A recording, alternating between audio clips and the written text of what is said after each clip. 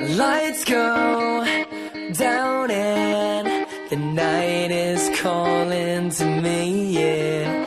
I hear voices singing songs in the street, and I know that we won't be going home for so long, but I know that I won't be on my own. Yeah, I love this feeling right now. I wish you were here with me, 'cause right now everything is new to me. Itutuloy yung pagtulog o susunod sa biyahe. Pero syempre mag-ride tayo, sayang yung Sunday.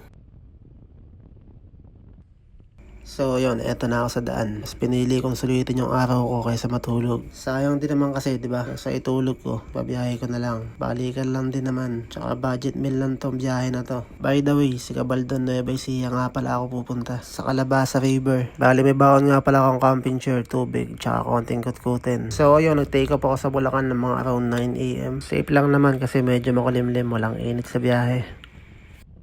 So ayun, bago mag 11 AM, nandito na ako sa Arco ng Port Magsaysay.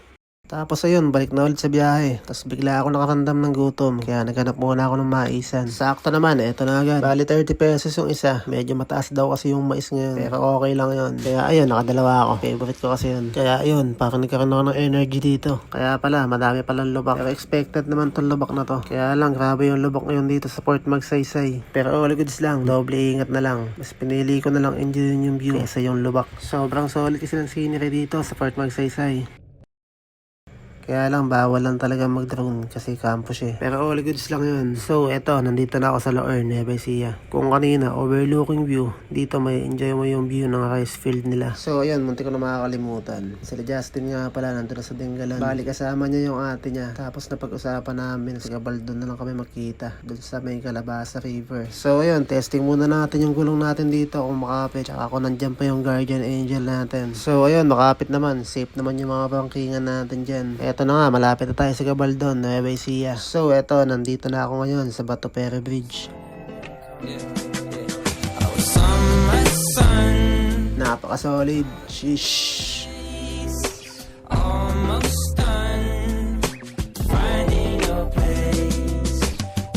Gabaldon, Nueva Ecija.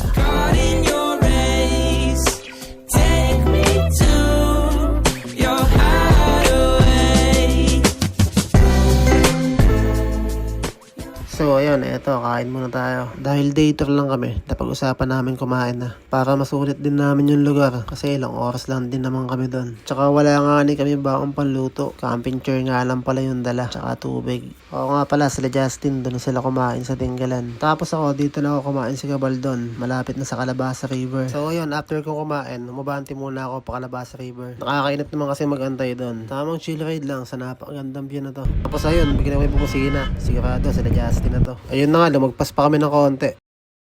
So ayun na nga, nandito na kami sa Calabasa River. Saan makakarating ang 10 pesos mo? 10 pesos lang kasi yung environmental fee. Tapos 500 pesos lang yung cottage. Tapos yun, i-enjoy ko muna yung view. Tapos yung oras na nandito ako.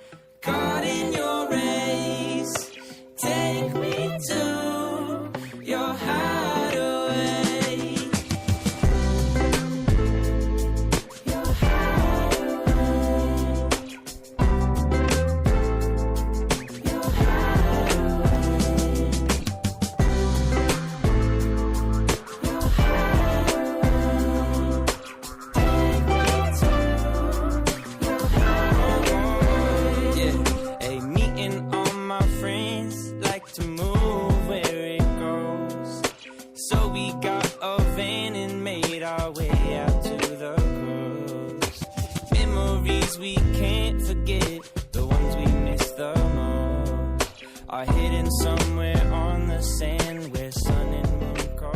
Tapos ayun, kung gusto nyo magkape sa ganito kagandang view, meron sila dito. So yun, ito yung pinili ko. Matcha Espresso yata to. Nakakalimutan ko na, pero masarap siya. Kasi sarap nung una mo siyang nakilala. Tapos ayun, may mga nagpapaprint dito ng ATV. 400 pesos per 30 minutes. Tapos napaka-solid ng mga ATV nila. Bagong bago pa.